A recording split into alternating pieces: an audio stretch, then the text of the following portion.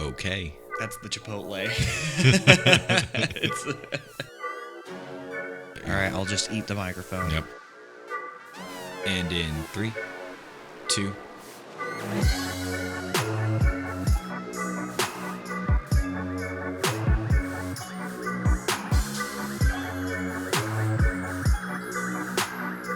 What is going on, everybody? Welcome back to another episode of the Team Morale Podcast, where we do our 3 favorite things: talk a little bit of booze, a little bit of beer, and a whole lot of basketball. E and the tall guy coming at you, and we've got some big news to talk about, ladies and gentlemen. Yeah, emergency podcast time. You guys, I don't know if you've heard, but there's been some stuff happening around the league. Oh, like a couple of MVPs being moved, or I guess not a couple, but a scoring champ and an MVP being moved. MVPs teaming up. Mm-hmm. Kevin Durant is in the thick of another super team. Yeah, we all thought that Kevin Durant was going to prove himself on another team, and instead he was just developing his own super team. Yeah, it is just another day in paradise in the NBA, where the chaos is as high as ever and everyone's just trying to keep up. Yeah, this is why we love the NBA. This is why it's the most entertaining sport in all of professional sports, is because we have crazy stuff like this happening what feels like on a yearly basis. And of course, what we are talking about is James Harden being moved from the Houston Rockets to the Brooklyn Nets in a 4-team deal. We will break this trade down. We'll go team by team in this podcast. We'll show all the angles. We'll talk everything there is about this trade. A lot happening here. A lot of all-stars being moved. A lot of things that are going on. And just we'll have it for you here on this podcast.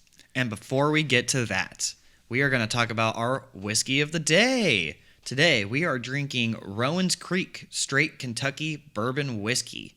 So Rowans Creek, this one is Rowans Creek. Yeah. This one has been sitting on the bar cart for a minute, and I'm happy that we're cracking it open, getting to taste it. Yeah, it's a good one. It's one that I've had before. It was actually a gift that was given to me by my girlfriend's parents. So shout out to the McDonald's. Thank you for the Rowans Creek. Thank you, guys. But yeah, it's a good whiskey. I've loved this whiskey a long time. It is it's just a good solid one. It's smooth. It's got a little bite to it. It's got a little flavor to it. It's got a lot going on. Yeah. So a little bit of history on Rowans Creek. It comes out of the Willett Distilling Company that was brought back to life in 1933, right when the Prohibition ended.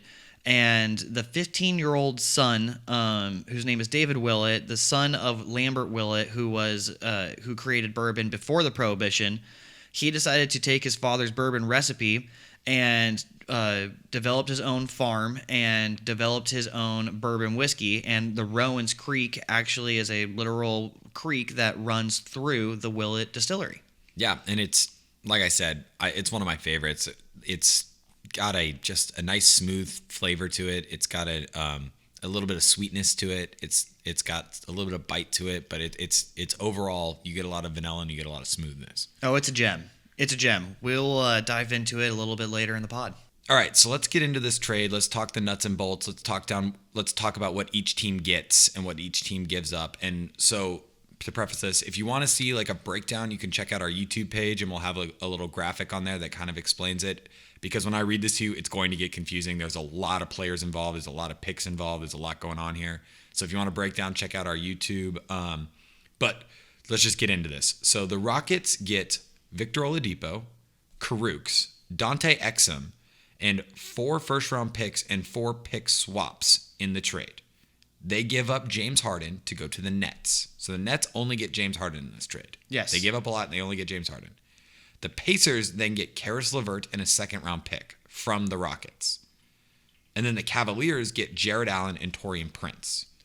So the Nets give up, it looks like, Karooks, LeVert, Taurean Prince, Jared Allen, and 8 first-round picks, 4 picks, and then 4 pick swaps for Harden. The Pacers end up giving up Oladipo and a second-round pick for Karis LeVert. And it looks like the Cavaliers get Jared Allen and Taurean Prince for Dante Exum and a second. So super not complicated at all. So it makes total sense. Yeah, very easy to understand. All right, so what we're going to try to do is we're going to break this down bit by bit. So Ethan, what's the first team we're going to talk about? Let's talk Let's talk the Rockets first. All right. Let's start at the top here, and let's talk the Rockets, who end up getting, like I said, Victor Oladipo, Rodions Kurucs, who's a good young European player, Dante Exum, an older guard but has had shown flashes, 4 first-round picks, a Brooklyn from 2022, a Brooklyn from 2024, a Brooklyn from 2026, and then a Milwaukee pick from 2022 that Brooklyn got in a previous trade. And then 4 pick swaps, which, for those of you that don't know, a pick swap means like if the Rockets and the Nets both have a first-round pick, the Rockets get the better one. Whether that's theirs or the Nets, the Rockets get the better one. Yeah, say the Nets end up with like the 10th pick, everything goes to hell and they end up with the 10th pick and the Rockets are at the 20th pick. The Rockets automatically get the Nets pick at the 10th and the Nets will get the Rockets pick at the 20th. So basically the Rockets get the pick whether they want the Nets pick. Whether they want to swap or not. Yes. Yes. And they get 4 of those. So the Nets aren't necessarily giving up 8 first-round picks, but they're giving up the ability to draft high in 8 first rounds. Okay, so breaking this down, Rockets get the 4 first-round picks. Those are obviously kind of the prize of what you're getting when it comes to trading James Harden. The 4 first-round picks from the Nets, and then also the 4 pick swaps are nice, but it's probably a low chance that they even swap those picks, being that the Nets are going to be a good basketball team and they're probably going to be high picks anyways. Then you get Victor Oladipo from the Pacers, and I think that's probably, as far as players go, he's much better than Dante Exum and Rodions Kurucs, and so it makes a lot of sense that Oladipo, it isn't guaranteed that Oladipo's even going to be on this team for the rest of the season. There's already chatter that he could potentially be traded. The reason he was originally traded from the Pacers was because he declined a $25+ million contract extension from the Pacers, so they wanted to move on from him. And it's not guaranteed that he's going to want to do an extension or stick around with the Rockets, so they may end up moving him again and getting some more picks or getting some more young players. The Dante Exum and Rodions Kurucs, they're both guys that are around 25, 26 years old. Exum out of Australia, Kurucs out of Eastern Europe, I forget what country. But both have a decent amount of potential. Both have shown flashes, and both could definitely be rotation guys in a Houston roster that's already fairly short on depth. So you may see these guys come in and play some rotation minutes. Overall, I think it's a pretty good haul for what you're expecting when you're talking about a James Harden trade. Yeah, and it makes a lot of sense why they're thinking about moving on from Oladipo, because with the amount of picks they have, it looks like it's time for a rebuild in Houston.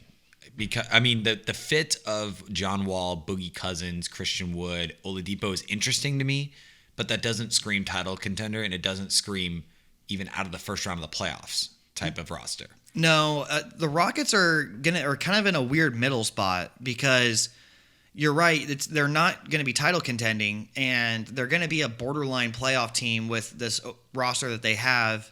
So it's not like you're really in tank mode, but it's also not like you're in competing mode. And you have some weird contracts, like the John Wall contract. That's going to be really hard to get off of. So you're just going to be sitting with John Wall for the next 3 years. So they have put themselves in an interesting situation. That being said, they're now very flush with picks now that they brought all these picks in, and then also they got an additional first rounder when they traded Russell Westbrook for John Wall. And the picks or whatever they get if they were to move Oladipo, those assets. Yes. They have a lot of good tradable assets now. They have Oladipo, obviously. They have Eric Gordon, who's on an expiring, I believe, and could be a good contributor on a playoff team, a championship aspiring team. You have Christian Wood on a good contract. Some team would probably give up a decent amount to get Christian Wood. They have a lot of tradable assets over in Houston that they could use to really start this rebuild and kind of do what the Thunder are doing, or they can kind of just keep it together and kind of see how it plays out. You never know in the playoffs. Some teams can get hot, but this roster doesn't have the talent of a championship aspiring team. No, it does not. They're now going to be in borderline playoff territory, and yeah, they got. And additionally, they have PJ Tucker, who you could probably get a young piece or get a first round pick for. So the Rockets, I would say overall probably about a B for this trade. They did get a lot of picks back. I think I would have rather tried to get a Jared Allen or try to get Karis LeVert out of this trade instead of picking up Oladipo. It's, we will see. Oladipo could fit really well next to John Wall, and maybe this team surprises us with how well they play together. They're very athletic. They're really quick. They're going to be good on defense. But I still don't see them as a team that's going to be a high caliber playoff team. Overall, not really tanking, not really competing, but a good haul getting those 4 picks and 4 pick swaps. So I would give the Rockets a B in this. Yeah, it would be good for them. It's good for them to move off of Harden, a star that didn't want to be there, and at least get some stuff in return, because for a while there it didn't look like they had any leverage. Yeah, they're sitting much better than the Thunder were, when Kevin Durant just leaves. So at the very least, they get something for their superstar. Yeah. Let's move on here and talk about another team that was involved in this trade. And let's talk the Pacers, who end up getting Karis LeVert and a 2023 second-round pick from the Rockets. Okay, so they get Karis. So this is the Pacers. The Pacers. They get Karis LeVert and a second-rounder, you said? Yes. Okay, and they only traded Victor Oladipo in this trade. Yes.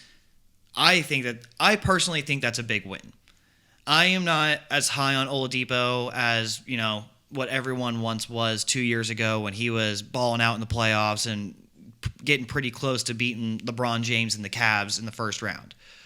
That Oladipo, to me, doesn't really exist anymore, and the fact that he turned down that $25 million contract extension from the Pacers, and that was one of the main reasons he got traded, the fact that he wasn't going to come back at all, and you can go out and get a Karis LeVert that just signed a contract extension, and you're going to have him locked up, and you get a second rounder for him with it as well. I think that was probably one of the better pieces of these trades. Yeah, they killed it. I mean, I would say that this is probably one of the, like you said, one of the better outcomes of this trade so far. Karis LeVert, a young and athletic, a scoring-minded guard/wing who balled out in the bubble, who has been playing pretty well so far this year, and just kind of is looking for an opportunity to be the guy on a team. And now him and Sabonis, they can co-run this team, and I think the Pacers could be scary. Yeah, the Pacers also have a history of turning wings into stars. You go all the way back to Reggie Miller, obviously, was an all-time great. And then you have Danny Granger that steps in pretty much immediately after, and he turns into an all-star. And then you have Paul George, which steps in right after Danny Granger, and he becomes an all-star. And then they trade for Oladipo, and then he becomes an all-star. And then T.J. Warren last year in the bubble was absolutely balling out. Bubble MVP, yeah. or in the running for bubble MVP. In the running for bubble MVP. And now I really feel like Karis LeVert is about to really pop, and really, I can see him playing really well next to these other really well-rounded players like Sabonis, Miles Turner, Brogdon, Justin Holiday. When Warren comes back, I think that the Pacers are going to be a team you got to worry about, and I think the LeVert trade it allows them to have a go-to scoring wing that is now locked up under contract for a good amount of time. And you get rid of Oladipo, and it's unfortunate because Oladipo had what looked like to be such a high ceiling. He was playing really, really well a couple years ago before his injury, but now it was a right time to move on, and the fact that you can get Karis LeVert and a second out of this, I think, is a total win. To me, this is an A+. Yeah, I would agree, and it's a big win for LeVert, too, who finally will get an opportunity to not play behind, a Kyrie Irving. Now, if he were to stay there, a James Harden, a Kevin Durant, this is a chance for him to be hit, to show his team, which is kind of what it was in the bubble, and he balled out. Yes, absolutely. Big fan of the Pacers' moves here. So we've gone through 2 of the 4 teams so far. We've gone through the Rockets and we've gone through the Pacers. Let's take a break here and get back into this Rowans Creek. Yes. And talk a little bit more about just the whiskey itself, what we think, a little bit of the tastes. So you were kind of describing it earlier, and I totally agree. I get a lot of vanilla without it being incredibly sugary or sweet. It's really, really smooth just going down. This one, it feels like kind of a hidden gem. I don't think that a lot of people go to the store and look at the bottle of Rowans Creek and oh, I gotta have that. But this is one of my favorites that we've tried out so far. Yeah, like I said earlier, you get a lot of vanilla. You get it's like you said, it's very smooth, but you get a little bit of spice on the back of your throat. You get a little bite on the back end, which really I think kind of cuts down on that sugary aspect that you were talking about. Because a lot of really vanilla-y smooth whiskeys can be a little sugary, and this one doesn't have that sugariness to it. Yeah, and then I can get I don't want to say it's like thicker, but I get like a little bit of like caramel and like butterscotch, like kind of like thicker sugar type of flavors along with it. I think that it tastes really good.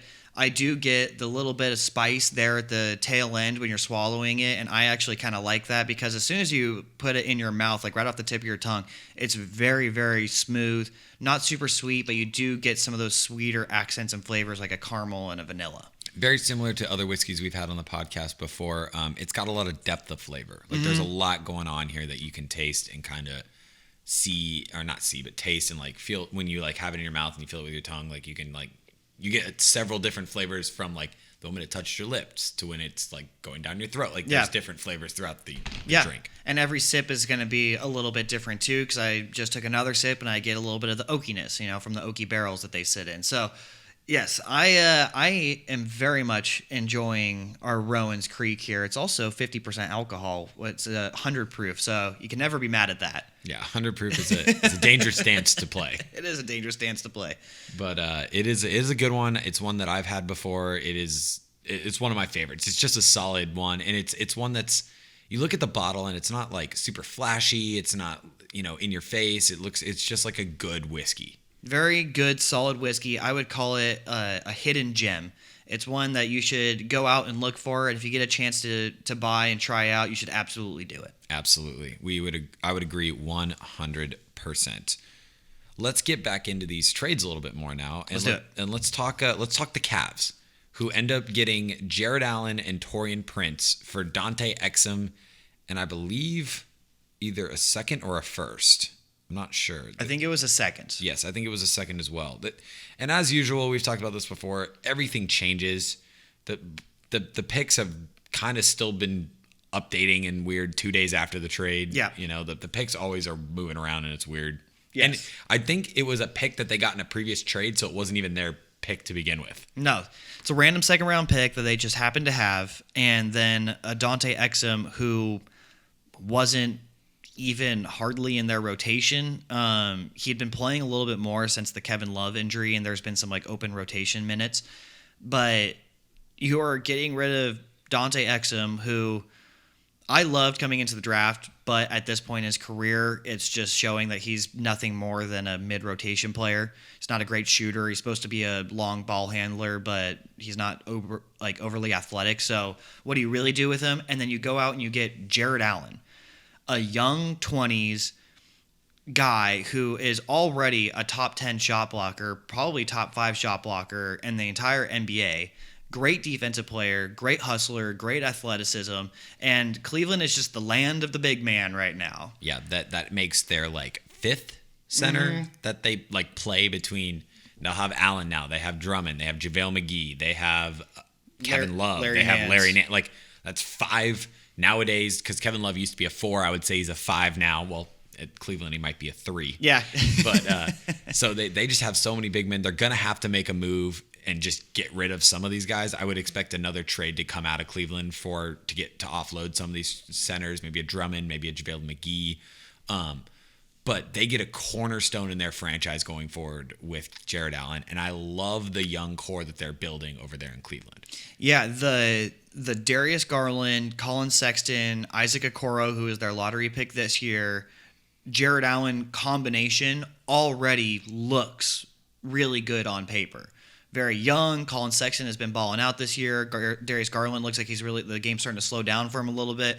Isaac Okoro's had some really great flashes of athleticism and defense and some dunking ability so far this season. So that's already looking really good. And you got some pieces that you might be able to get something for when you're talking about an Andre Drummond, when you're talking about a JaVale McGee and a Larry Nance. These guys, if you decide to trade them, which I'm sure you're going to have to, because they've already mentioned that they want Jared Allen to be their future center, like their go-to guy going forward.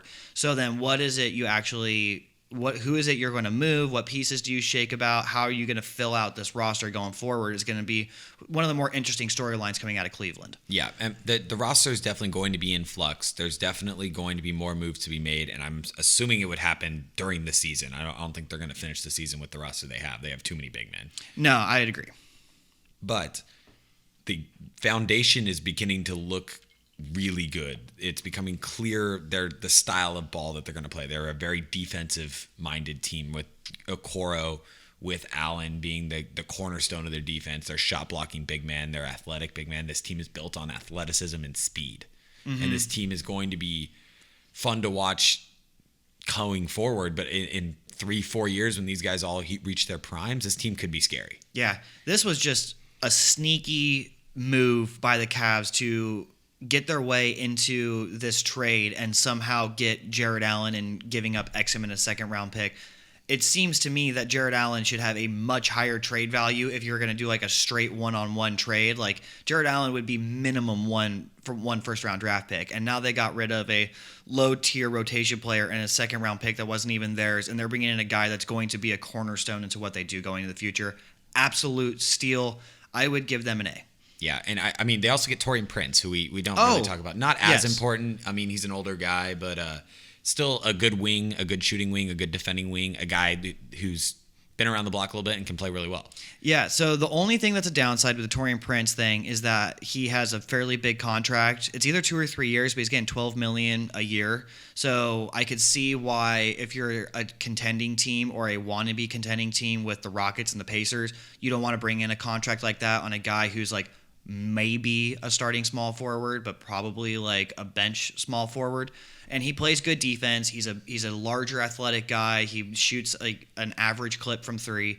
And so do you want him, like, what do you really want to do with him? So for them to bring him in and use their extra cap space, bring him in and get your cornerstone and Jared Allen, still I'd keep it at an A, but that was a great move, very sneaky from the Cavs to get into this 4-team trade. Yeah, it happens a lot in these 3, 4, sometimes 5-team trades where teams will just sneak in there and end up getting a really good like middle tier to like undervalued player for next to nothing. Yeah, it's like bargain bin shopping when because these blockbuster deals, these big names being moved, and all of a sudden this middle tier player will be like, oh, I'm gonna sneak out of here and head over here, and this team's gonna be like, yeah, we'll take you for a second round pick and Dante Exum, and you get potentially a future DPOY candidate.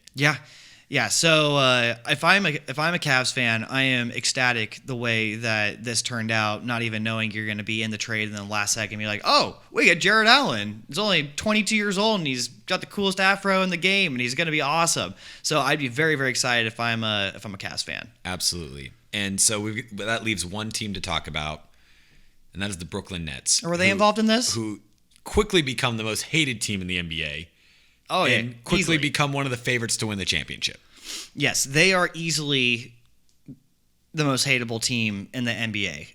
I mean, aside from me and my absurd Lakers hatred, which will never go away, this is just the biggest collection of terrible people that has ever been assembled on a single team as far as all superstar talent. Kyrie's super weird. James Harden's super weird. Kevin Durant's super weird. They all have their own weird quirks. They all are going to want the ball. They're all going to want to take the last second shots. This is going to be a very, very interesting combination as to how they're going to figure out this game plan. And is there enough basketball for all three of them? Are they going to stay content as long as they're winning, even though some of them are going to have to like lose some points per game? None of them are going to have a chance at an MVP this year.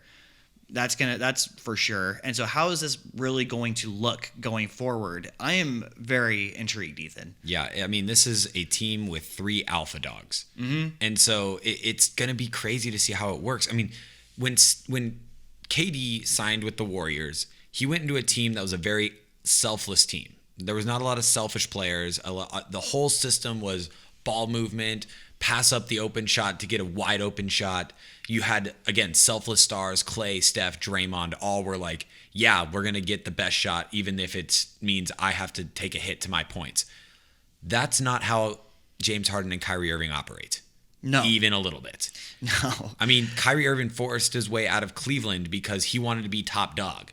And now he's playing at best second fiddle, probably third fiddle on this team. Yeah.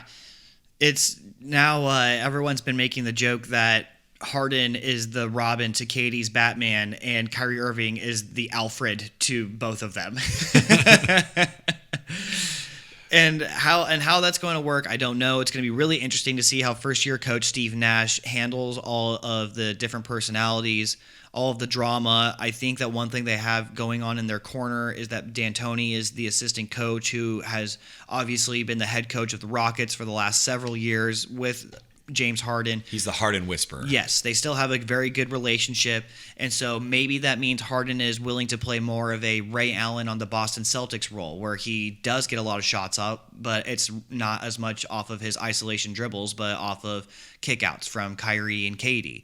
It's going to be really interesting to see how all that works out. Another thing I'd be really worried about if I'm the Nets, like something that's going to be a negative coming out of all this, is because you trade Jared Allen, you now don't have very much rim protection defense or guys at center. You have one old DeAndre Jordan and one young and injured Nicholas Claxton. Yeah, and DeAndre Jordan's defense has plummeted since he's left the Clippers. When he went to the Mavericks, his defensive ratings were terrible. When he got traded to the Knicks, his defensive ratings were terrible. They've been, a little better, but still not great in Brooklyn. Like their perimeter their rim defense is a worry. Their depth is very worrisome. Yes, their depth, they lose a lot of depth. I mean, their starting five is probably the big three. You throw in DeAndre Jordan, and then you probably throw in Joe Harris, and you still have an injured Dinwiddie who's not going to play. And then outside of that, you have some very scary players coming off the bench that are going to have to play big minutes for you. Yeah, your bench is looking like you're going to be playing Bruce Brown, Timothy Luau-Cabarro, Landry Shamet, and Jeff Green. And that's it. That's really, they've been playing Chris Chiozza a lot lately because of all the injuries. They do have Tyler Johnson, who's got COVID.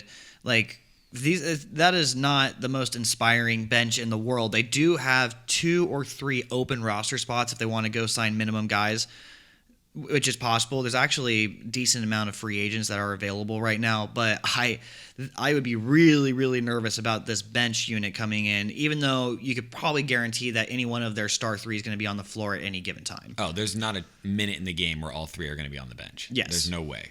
And they're also probably going to be a prime buyout candidate spot. Yes. They're probably going to get 2 or maybe even chasers. 3 guys ring chasing that are coming off the end of the year that are going to come in and just be like, yeah, I want to join this team and try to help them get a ring at the end of the year. Yeah, so they definitely have some concerns now that they're going to have to address, which include defense, rim protection, depth. But you now have 2 MVPs and Kyrie Irving on your team. That is a pretty good core. That's not anything to be upset about. It's not. You are now thinking championship or bust. You already were thinking that at the beginning of the season, but now it's almost the point. It's like if you don't win a championship, there could be some fighting with the. They could with win themselves. a champion and still be fighting. It's a great point. They could still hate each other and win a championship. So it's going to be. I've said it before, it's going to be very, very interesting as to how everything plays out with all of these crazy personalities, all these guys who are very isocentric, and a first-year head coach in Steve Nash. Yeah, it's going to be one of those things where in 3 months it's either going to look like a fantastic trade or it's going to become a dumpster fire. Yeah, exactly. And yeah, so they play tonight. It's probably the first game where Kyrie and James Harden and Kevin Durant are all going to be on the court at the same time. There's murmurs that Kyrie is wanting to come back and he's been in quarantine and he's ready to go. James Harden looks like he's going to be up to speed. We are recording this Saturday afternoon. You guys will be seeing this tomorrow, Sunday. So make sure to we'll keep you updated on the game tonight. But this is a little prequel to the game that might be one of the biggest collections of talents that we've seen in the NBA since the Warriors. Yeah, this could be the greatest collection of talent, the greatest trio that the NBA has ever seen. And tonight looks like it'll be the first night they get to play. I think they said that if Harden passed his physical last night, he would get to play. They haven't announced whether he has or hasn't, but my guess is that he's going to be playing. And then Kyrie Irving, they said that his quarantine just ended. So we could be seeing the very first game of this trio tonight, and I am very excited to see how they're going to look together. Yeah, and they are playing the Orlando Magic, so that'll be a weird matchup. Not a lot of guards in Orlando, so it'll be a little bit of an easier game that seems to like welcome them all in. They're not playing like a primetime game against the Lakers. Just to start. Ease them in a little bit. Yeah, and then they'll all go off for 40, and it'll be 150-0. Yeah.